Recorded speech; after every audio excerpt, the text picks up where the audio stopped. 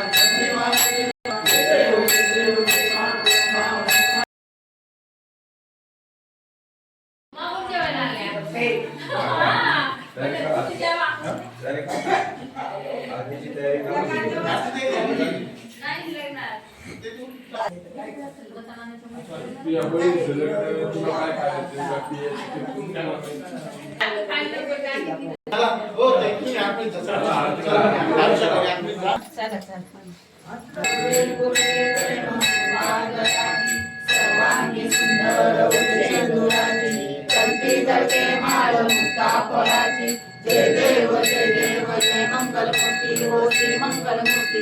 दर्शन मात्रे मान स्वामी मात्रे मान कामना रत्नावती गौराची गौरी कुमारा चंदनाची उडी कुंकुमेश्वरा शोभतो घरा दुर्गे पुरे करणे घागरिया. जय देव जय मंगलमूर्ती.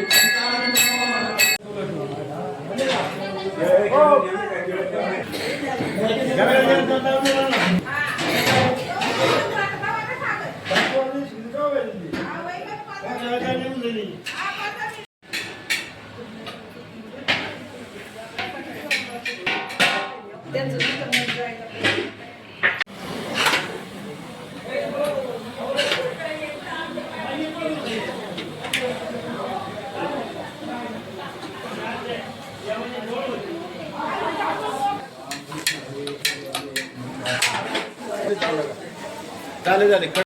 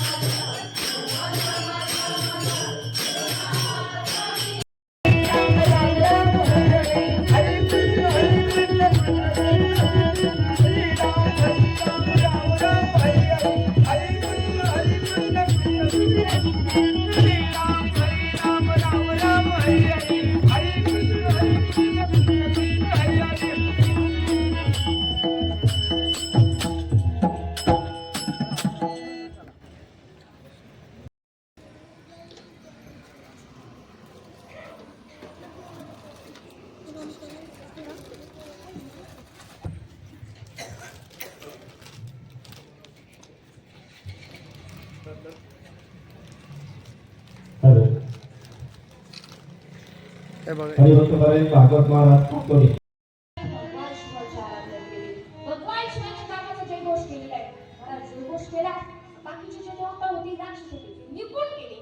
त्या विषाचा परिणाम असा झाला. झाल्याच्या नंतर काय करावं भगवान शिवाने काय केलं तर आधीपासून गरमाला शिवायला चहाला असं विष होतं. पिल्याच्या नंतर संपूर्ण अंगाच्या 8-10 भेट लागलेल्या काय करावं महाराज ते विष शांत होते. आपल्या आग शांत होण्यासाठी भगवान शिवशंकरांनी काय केलंय चंद्राला डोक्यावरती घेतलं. आग शांत होईना. महाराज गंगेला डोक्यावरती घेतलं तरी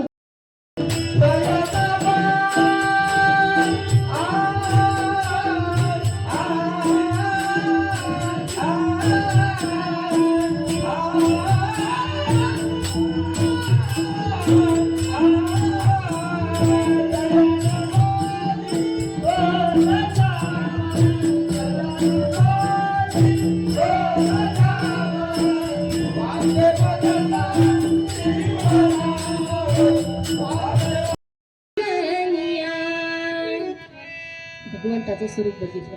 महाराज सावकाराने भगवंताचं स्वरूप बघितलं आणि दर्शन घेऊन पुढे गेले.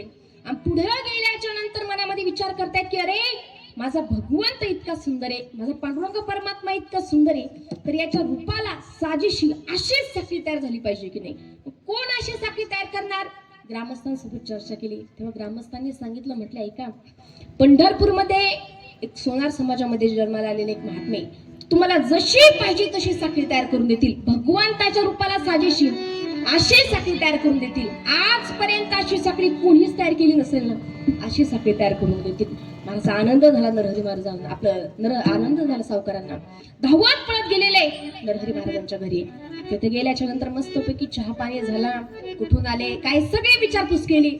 आणि मग पहिला प्रश्न विचारला, इथं येण्याचं काम काय काढलं? तेव्हा सांगितलं, म्हटलं ऐका, मला कमरेची साखळी तयार करायची. म्हटली तयार. काकांच्या हस्ते या ठिकाणी अभिषेक झालेला आहे. सकाळी 7 ते दुपारी 12 खिचडी महाप्रसाद वाटप सर्व ग्रामस्थांच्या लोकसहभागातून हा कार्यक्रम या ठिकाणी संपन्न झालेला आहे.